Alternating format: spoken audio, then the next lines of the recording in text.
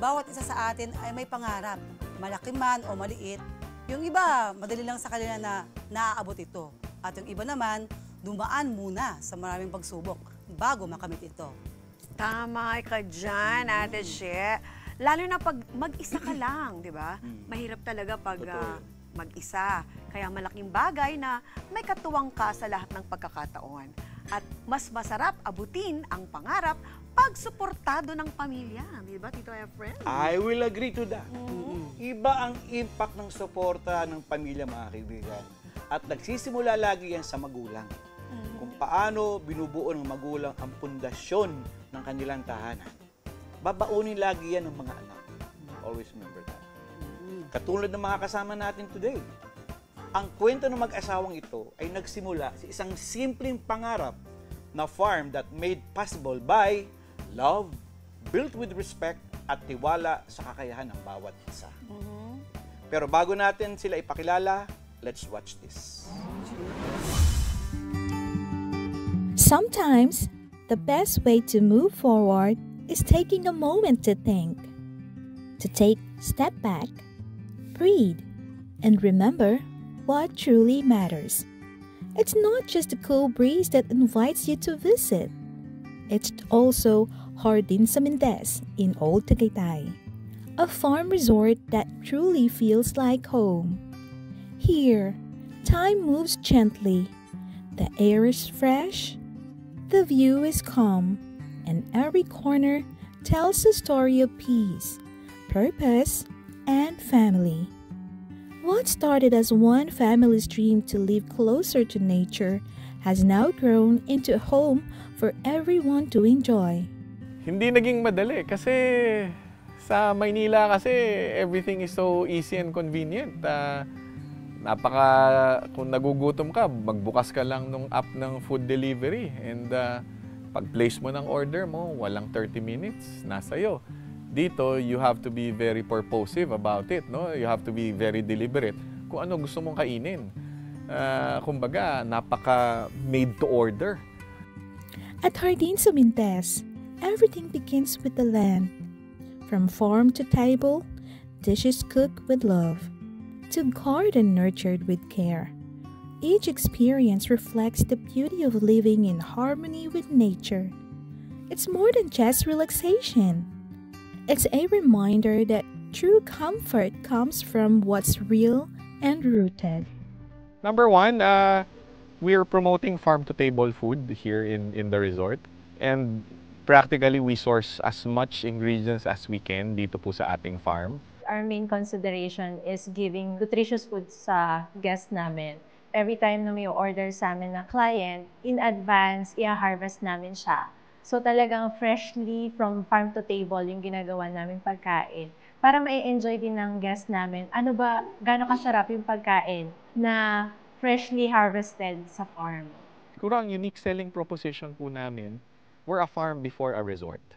And we'd like to keep it that way. Second, if we go to the place in itself, everything is designed with our kids in mind. Ito pong football field that we're standing on right now is actually a request coming from the kids. The tree house behind also is one of the requests coming from them. The multipurpose hall is also coming from them, as well as the swimming pool. Sa trees po, madami po, no? Hindi po tayo naka-monoculture. We thrive in having a variety of trees here, from mango to guayabano to avocado, and many other stuff. In terms of sa crops, number one po, kung ano po yung mga bahay kubo na vegetables, yun po ang ating mga pinapatubo po dito. And they are organically grown. We make it a point that what we do, we don't put in synthetic fertilizers and synthetic chemicals. And lastly, in terms of sa animals, meron po tayo dito mga apiary. So yung honey na hina-harvest namin from our apiary, ginagamit namin siya kasama sa iba't ibang dish namin. So instead of using artificial sweetener, even sa mga juice namin or sa dessert, we're using honey. And then let's say for the teas, talagang freshly na hina-harvest or kinukuha namin yung mga tsaa dito sa mga plant box namin. We also have available products.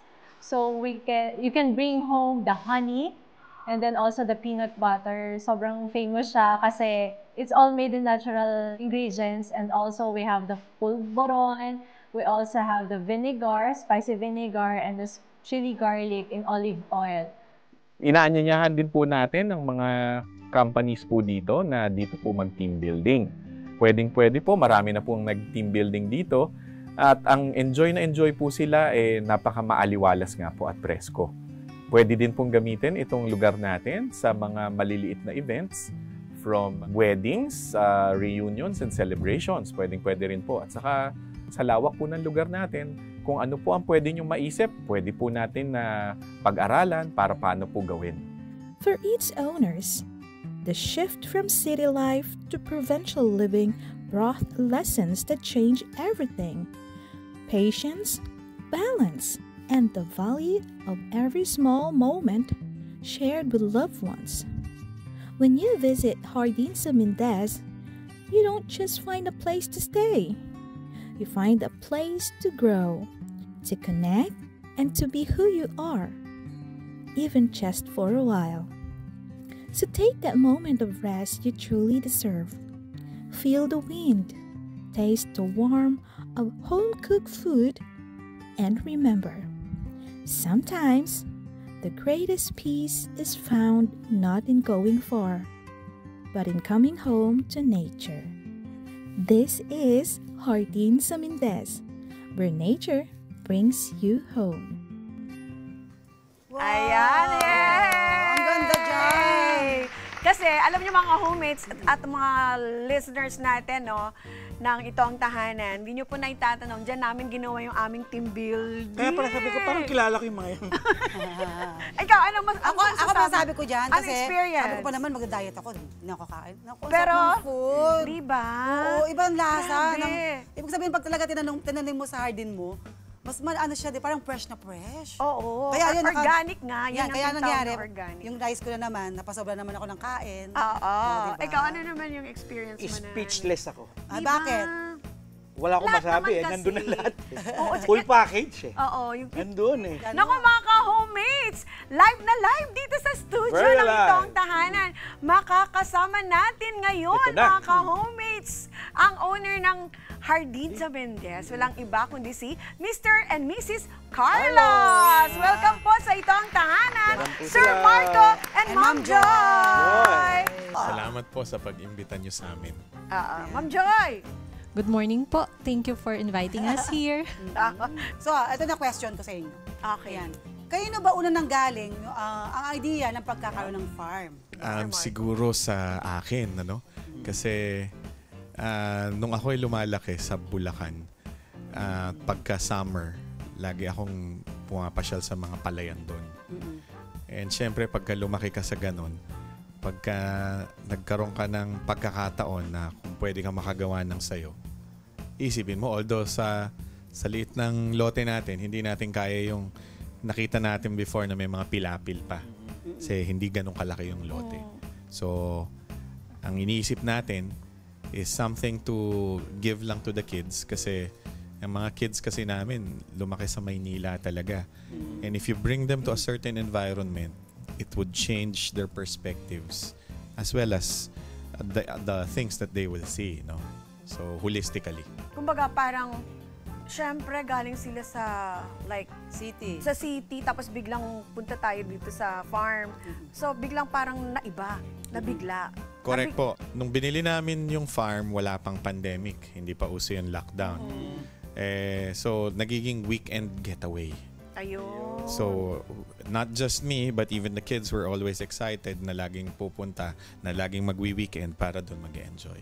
During pandemic kasi, di ba, the kids are always looking forward sa wide open space. Na yung energy nila, doon nila ibubuhos, tatakbo sila, and then somehow, magsa-start na sila magtanim. Kasi nakikita din nila, pag lumalaki yung halaman, natutuwa sila. Natutuwa. So, yun yung naging isang factor namin kung bakit lagi kami excited na umuwi sa farm during that time. Paano niyo po naisipan na ay, dito na tayo talaga matitira kaysa sa city? Nung nanganak ako dun sa bunso namin, si Maya, that was 2021, kasagsagan ng second wave ng pandemic noon. Pandemic. So sabi ni Marco, doon muna tayo sa farm kasi mas safe sa mga bata, at the same time mas mabilis makarecover for me. So nung una, akala namin doon lang kami mga 6 months ganyan, and then eventually yung mga kids ko nagkaroon na ng dogs, and then madami na silang mga halaman, ayaw na nilang bumalik ng Manila. So that's why we decided na sige, dito na tayo mag-start, and then we started doing homeschooling. And so far naman, hindi ganun kadali yung adjustment nila kasi sa Manila, di ba, very convenient. Yeah. Parang tawag lang or app lang, nandyan na yung kung gusto nila or gusto nilang pumunta sa mall. Pero nung nasa farm kami, they really have to enjoy nature and less gadgets. Oo nga naman, di ba? Ako napansin ko, no, Sir Carlo, parang yung place sa inyo, destined talaga sa inyo. Parang ganun eh. And at the same time, yung chemistry nyo, kayo, the people and the place itself, parang nag-connect talaga eh. Yun ang nakita ko eh. Thank you. Ang inisip lang namin, mabuhay lang, paano lang maging masaya for us. Gaya nga nung pansin nyo doon sa video, yung sinabi po, yung mga facilities na dinagdag namin is not actually intended for anybody else except for our kids. For example, yung football field. Nung mga panahon na wala pa yung football field, yung mga bata, nahihilig sila sa football. Kay Cristiano Ronaldo at saka kay Lionel Messi. Tapos nag-request, Dad, can we have a football field here in the farm? Eh syempre, hindi ko kaya yung stadium size. So, naghanap ako ng size that would be okay. So, yun po. Pwede. UCI legal naman, pero limitadong player. Opo. So ito naman, Sir Marco, may marami din bang disagreement na nangyari? Or mas lalo kayong naging close dahil sa pangarap na ito? Mami, mas maganda sagutin mo yan. Oo nga, Ma'am Joy. For disagreement, siguro hindi naman totally disagreement. Kaya lang, each and every one of us, including our kids, may kanya-kanyang opinion. Na if i-validate namin ang opinion ng bawat isa, may mga puntos kami. And then what we are doing is, okay, let's meet halfway. O kaya majority. I know you're familiar yung maibataya. So minsan, para lang maiwasan na magkaroon ng argument, okay, sige, maibataya. So kung sino yung mananalo, yun yung gagawin. So let's say for a simple example lang, kung anong kulay na ipipintura dun sa treehouse, mga ganong bagay. So what we really want is the involvement of our kids. Kasi in that way, nagiging proud sila sa sarili nila na, I can make a decision or I can make a suggestion. And then pag nakita nila yung suggestion nila or yung decision nila is nandyan na, naiisip nila sa sarili nila na kaya ko pala. Even at the young age, kaya palang marinig ng parents namin kung ano yung nasa sa loobin namin. Ano naman ang pinakamahirap na proseso ang naranasan ninyo? Siguro walang madali. Yun ang una kong sasabihin. Pagka may ginagawa kayo na well, we call it family farm destination, also known as a resort, no? Wala siyang madali because of the size. Sa pagmamanage pa lang ng tao, that's isang aspeto na ng problema din. Of course, hindi natin ikakaila resources. Kinakailangan yan. Yung weather natin is also a challenge, no? But I guess the most important question is not the challenge, but how did we overcome the challenges? Yes. So definitely, the overcoming it, you need to just be steadfast in what you're doing. Try to believe in it, even if others slowly not think that you can do it. No? Pero ang pinaka-importante is actually the confidence given to you by your loved ones. And si Mami, yan ang pinaka masasabi kong kung wala yung confidence na binibigay niya, baka iba na nangyari. Tama. Mami Joy, di ba nalulungkot yung mga kids mo kasi syempre wala sila yung classmate dahil nga di ba online sila. Hindi ba sila naghanap ng mga kalaro or okay na sila lang tatlo? Silang tatlo, masaya na sila yung magkakasama. Pero ang ginagawa kasi nila, every time na may guest kami, nagpa-participate sila. In a way na sila yung tumutulong mag-prepare ng tables. Minsan kahit yung mga tsaa, sila yung kumukuha ng mga herbs. And then somehow, they're taking that as an opportunity to meet other people. So kahit hindi nila kasing edad, kahit mas bata or mas matanda sa kanila, tinitake nila yun as opportunity na magkaroon ng socialization. Aside from skills, ayan, ano naman ang values na gusto nyong ma-instill sa kanila na inyong ding natutunan sa pagbuo ng pangarap na ito? Gusto kong maintindihan ng mga anak namin na hindi lahat ng bagay madaling makuha. So, lahat ng bagay dapat paghihirapan at the same time hindi mawawala yung panalangin na kung ano yung will ni Lord. Kasi 'di ba sabi nga kung ano yung will ni Lord, bibigyan niya tayo ng mga resources para ma-achieve yun. At kung hindi naman yung will niya, ibig sabihin may mas magandang plano sa atin si Lord. Ang galing. Nice. I love that. Diba? And naman po, going back to your simple farm, dreams, Sir Mark and Ma'am Joy, may mga breakthrough moments ba na na-realize ninyo at nasabi nyo na tama ang desisyon natin? Number 1, yung kaligayahan ng mga bata. First thing talaga. Kasi pag dumating ka na sa certain point, lalo na pag nandyan na sila, hindi mo na iisipin yun sa iyo. Ang lagi mo na lang iisipin, kaya mo bang mag-provide ng magandang kinabukasan sa kanila? And part ng kinabukasan na yun, yung environment na binibigay mo. Pagka nakikita namin silang nagtatakbuhan, kahit sabihin natin matalisod o madapa, which is part of growing up, okay yun kasi nakikita mo nag-enjoy sila. Pagka nakikita mong nagtatakbuhan sila, nadatapa, whatever, tapos nagsisigawan pa dahil masayang-masaya. Mapapangiti ka na lang eh. Totoo. Na sana ako rin pwede sumigaw kaso may mangyayari sa akin pag sumigaw Ano ako. mangyayari, Marco? Mapapatpat ako eh. Pero sa mga bata, napakagandang tanawin yun. Pagka nakikita mo silang nag-e-enjoy, nagsigaw, nagsuswing, nagsuswimming, Patintero, tumbang preso. Ngayon, at their age, alam nila yung mga ganong games. Kasi noon, di ba, yung mga ganyang laro, tayo yun di ba? Pero hindi mo akalain na yung mga bata na katulad ng mga anak nyo na marunong magpatintero, tumbang preso. Nakakatuwa. Kasi naano ko lang na tayo, usually, no, ang pag-iisip natin, I don't know pero tayo, kung kailan tayo tumatanda, parang ngayon natin nare-realize na parang ang sarap ng manirahan sa farm. Kung kailan tumanda, di ba? Pero ito kakaiba, dahil yung mga bata pa lang, nararanasan na nilang mamuhay sa farm, di ba? Kaya yung bata ang nag-set nung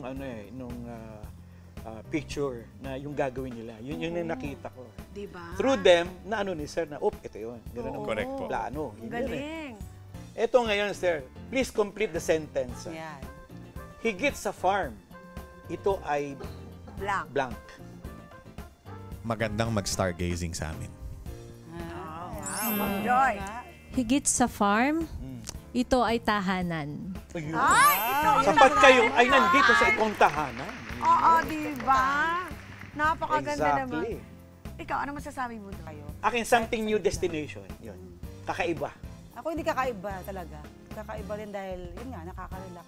Iba eh. Ate She, pagka tinatanong kami, ano ba magagawa dyan sa farm ninyo? Alam na namin kagad pagka gano'n ng bungad sa amin. So, baka magulat kayo sa sasagot namin, which is kakaiba. Sir Marco? Dito po sa amin, ang pinopromote po namin is the art of doing nothing. Ay, oo. So sila bigla sila magtataka. Oo nga, no? Ano ibig sabihin nun? Hindi naman po talagang walang gagawin. Pero ang ibig lang sabihin po nun, gusto lang po namin kayong ma-distress, ma-relax, ma-reset. Yun. Pag makapunta ka sa isang lugar na maaliwalas at presko, parang ang laki kagad na tatanggal sa kalooban mo, sa pakiramdam mo. Pakiramdam. So ano naman po ang message ninyo sa isa't isa and sa mga anak ninyo? Daddy, kapit lang, besh. I mean, madami pang pagdadaanan. Ayoko umiyak. Okay lang po, Ma'am Joy. Pero pangarap natin to para sa kids natin. I mean, sorry. It's okay, Ma'am Joy. Oo. Hindi madali, pero Ano nga naman. mas mahirap kung mag-isa. Pero makakaya natin to basta magkakasama. Ano po kasi, Sa parang, mga kids niyo po, ano pong message? Sa mga anak nyo po. ano kasi po parang si Marco kasi yung ano yung kite. Kasi gusto niya laging lipad. Alam mo yun, laging mataas yung pangarap, ganyan. Tapos feeling ko ako yung sinulid o yung tali. Na kailangan hindi ako bibitaw. I mean, hold on tight. Yeah. Baga, di ba? Hold on tight. Hold on tight. Andito ako. Kasi ano po pangarap namin para sa mga bata. At the same time, alam namin na hindi lang to matitigil sa amin o sa mga anak namin. Kasi inaano din namin sila na gagawin niyo din to para sa mga pamilya ninyo in the future. So, kapit lang. Ayan. Ano po message niyo sa mga anak niyo? Ayan. Na nanonood po ngayon. Ayan. Kuya Datu, Dico Isla, Baby Maya, mahal na mahal namin kayo. At alam nyo, gagawin namin ang lahat para mabigay sa inyo yung buhay na deserve ninyo. We love you. Sir Marco, ano ba yan? Kasi yung music natin. Oo nga eh. Ayan. Sir Oh, Marco, Sir Marco. message mo sa wife mo. Well, alam na niya to, no? But it's never enough to say it. Sa mga pinagdadaanan namin, ang masasabi ko, if it's not her, baka iba na nangyari. Okay. Baka hindi nyo nakita kung ano yung naabutan nyo. Baka iba nangyari na totally different. Sa mga kids namin, nakikita naman nila kung paano mangarap, kung paano magtrabaho mga magulang nila. May it serve as their inspiration to pursue things further, to persevere, and then hopefully, with the grace of God, magtagumpay at the end of it. Very well. Grabe. Ayan. Naku, mga ka-homemates. Please, invite them, yung Hardin sa Yes. Mendez. Hardin sa Mendez is it's a family farm destination, but we'd like to emphasize that it's predominantly a farm. It so happened that the farm has social facilities. The social facilities that are there are your typical, no? But the X factor there are the wide open spaces that we have. Maaliwalas at presko. Ito po nasa Tagaytay area, specifically in Mendez, Cavite. Kaya tinatawag po siyang Hardin sa Mendez. Yung binanggit ko po kanina, ang specialty namin is the art of doing nothing, wherein we just want you to relax, distress, and reset. You could say that the place has an amazing chi. So when we talk chi, it's all about the energy flow. And I know you guys have felt it when you were there. Yes, very much. Kaya very yan, no? Yan po ang unique selling proposition namin. The art of doing nothing also includes you having massages, having wellness activities, and of course, the farm-to-table food. For those families, especially yung mga kids or mga parents na gusto nang bigyan ng break or unplug yung mga kids with gadgets, we invite you to bring your kids and your family in our farm. Kasi dito nyo mararamdaman kung ano ba yung pakiramdam nung unang panahon nung nandun tayo sa mga bahay ni Lolo tsaka ni Lola. Na wala lang, maglalaro lang tayo kasama yung mga kaibigan natin, mga pinsan, kapatid. Tapos habang nagluluto sila Lola ng mga specialty nila. So, ganun yung pakiramdam pag nasa farm. Na babalik ka sa pagkabata at Flashback talaga. yes, and marirealize mo napakasarap palang mamuhay ng simple. So ayan, naku, maraming salamat po for sharing your inspiring stories po dito sa Ito Ang Tahanan. Maraming salamat po talaga, Sir Marco and Ma'am Joy. Thank you for sharing your story with us. Nawa pleasure. ay mas lalo pang lumago ang mga pangarap nyo bilang pamilya. Ayan. Mga ka-homemates, very inspiring ang story ng mag-asawang Carlos. Higit na mahalaga, you choose the right partner for you. Someone you know has the same interests as you at nandun palagi ang respeto. Dahil darating din talaga ang panahon na may hindi pagkakaintindihan. Pero dahil may respeto kayo sa isa't isa, gradually mauunawaan mo ang naging desisyon at kakayahan ng bawat isa.